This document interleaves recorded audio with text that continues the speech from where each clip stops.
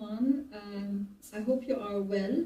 As a founding member of Kafka, this is the first time I'm not with you in person, and this is a hard concession to the present moment. I hope our next gathering will be in Lebanon so we can continue this conversation on the ground among the artists and the communities who live its urgency every day. I'm speaking live from Kulturnest, which is the semi-nomadic hybrid system 2 years. Above us, drones hum in continuous surveillance.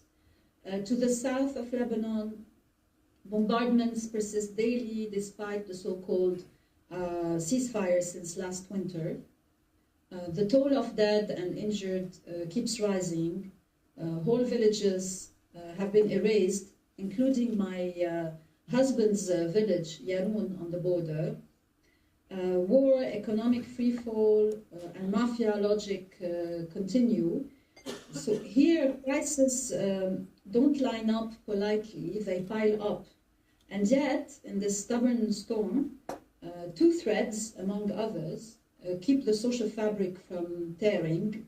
I mean, according to what I have experienced so far, and based on my research and what we have experiencing at Kulturnest. These two threads are faith and art. I begin with lines by one of the artists in our current hybrid collective exhibition entitled Aftermath. So the lines are from Katia On Haj. And there was faith, not hope, but faith. A mustard seed in the heart. Get up, carry your things, and follow me. You know the moment after a shock, when everything is messy, but you still have to move? That's the kind of faith meant here. Not a mere feeling, but an action. Standing up, taking what's left, and walking tall. I'll refer to another example found in this exhibition.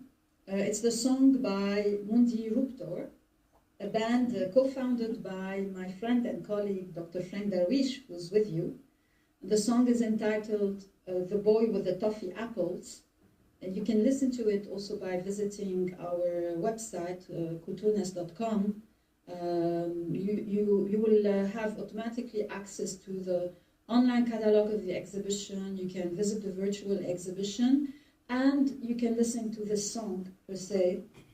So the boy with the toffee apples, it says, and in part of the lyrics say, the music goes on, saving souls, hiding tears. The aftermath of a war which has never learned to end. You see behind me. On that side, this is neon art by George Haddad. It's entitled Maktub Alay Beirut. It's entitled in Arabic, it's entitled Mosaic. And to the artist, it's the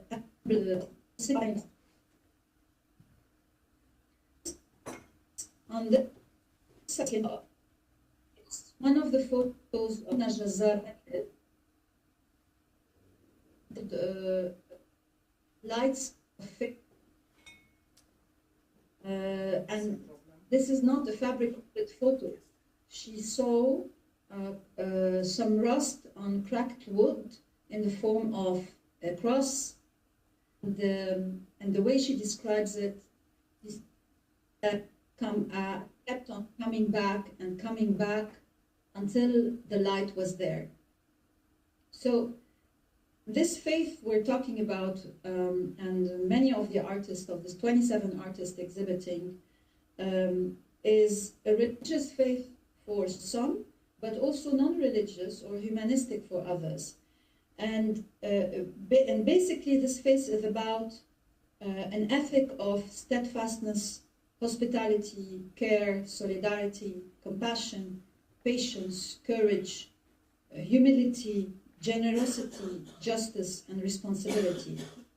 It's the kind of faith that ties people together so the work continues.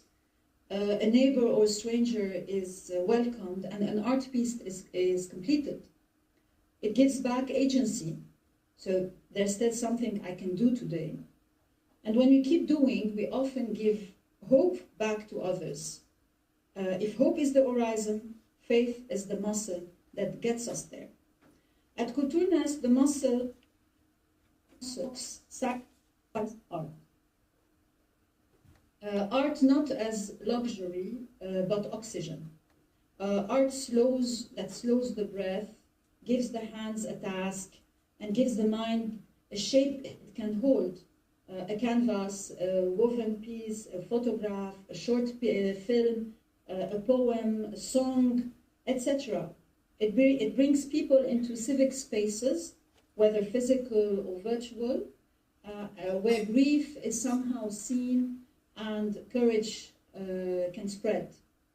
This looks like, for instance, when electricity drops during a book reading in our garden, we light it with candles and we continue the talk. When bombs hit the southern suburbs of Beirut, an hour before the opening of an exhibition, and people are afraid of leaving their houses, we still go through the opening.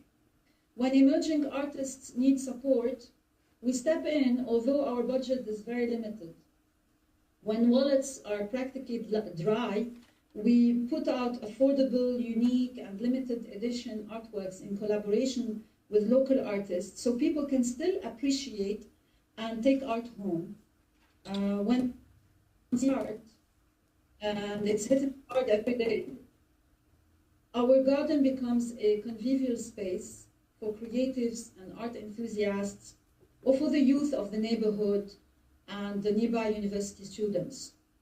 And let's not forget about the role of the diaspora, as many expats support through virtual exhibitions and the online gallery, or at least they support by amplifying the local artists' voices outside of Lebanon. Unfortunately, we are not alone. Across the country, artists, curators, small creative enterprises, they host open studios, they participate in village markets, they organize mountain residencies to welcome dancers and writers when the cities feel too heavy. There are pop-ups on a daily basis. There are many artists who share production costs and audiences. Museums and cultural centers reopen, close, and reopen again, and each time the community shows up. How can one explain this profusion of art activity when the local economy is struggling and the majority of the population is broke? There are many reasons. One of them is because many here refuse silence, and also another reason that values are slowly shifting from sell, buy to meet, connect, learn, make, walking tall, continue on producing. So we don't become paralyzed and we don't vanish. So whether through talks, to workshops, to building archives, small catalogs, publishing small catalogs, neighborhood shows. When the economy cannot carry culture, we are seeing that culture is carrying the community somehow.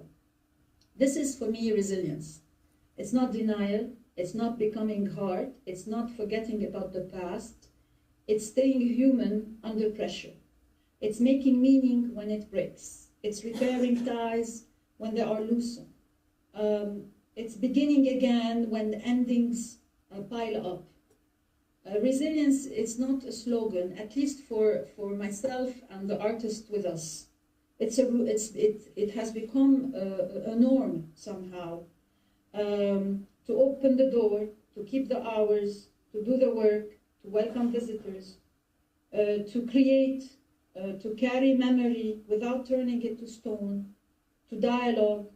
So here, faith steadies the hand and art give somehow form to what their hands must carry.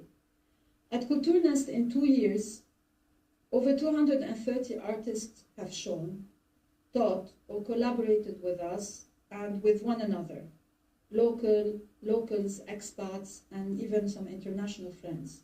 We have organized hybrid exhibitions, so physical and virtual, community art markets, movie nights, book launches and readings, culture workshops, trainings, etc. Is it easy? No, but solidarity keeps showing up. And women are the backbone of the system. So many women creatives, through mentoring, organizing, creating, carrying memory while keeping it alive, not frozen. Now, what do we ask next? Treat art not as decoration, but as infrastructure. A society that absorbs trauma needs places to find words and rebuild ties. Support doesn't have to be heavy. It could be partnerships that respect small, agile spaces and give them enough stability to plan. It could be basic legal protection, so independent venues aren't always on the edge. It could be practical incentives, so artists can live from their work without being forced to exile or taking on a third job. And while we push for that, we can act now. We can continue on building diaspora patron circles, so like small groups of supporters abroad who give maybe modest monthly amounts or pre-buy artworks, or we can lean into edition strategies. There are many. We can create shared logistics pools. We can invest in hybrid presence more and more, and especially with the rise of AI. We can also formalize the solidarity already happening on the ground through time banking. So for instance, trading hours of help without money, by gearing co-insurance, through sharing fabrication corners, by rotating mentorship. There are so many ways of doing it. None of this replaces public policy, which is lacking immensely here. And that's the big support. Together, it makes the sector more shock resistant and keeps the door open, the lights on, and the work alive. I will conclude with a few words. And meanwhile, we'll keep going. Although bombings are exponentially بدي أقول عم بيتكهتروا in the south of Lebanon وما في شيء يبشر بالخير. So ongoing. Another show, another workshop, another exhibition, another screen connecting us to abroad. We keep inviting faith and art to share the same room. While crises multiply, our responses must multiply too. Not one grand gesture, in my humble opinion, but 1,000 faithful ones and more bridges between all of these responses. So not a single loud statement, but definitely more dialogue, more common action that lasts long enough for the truth to be told, justice to be made, and for a future to be imagined. So for us, the threads of faith and the colors of art, so the two expressions that I have in the title of my speech, there aren't metaphors, there are materials in our hands and a fabric torn many times and still somehow refusing to come apart. And thank you. Thank you, Pamela.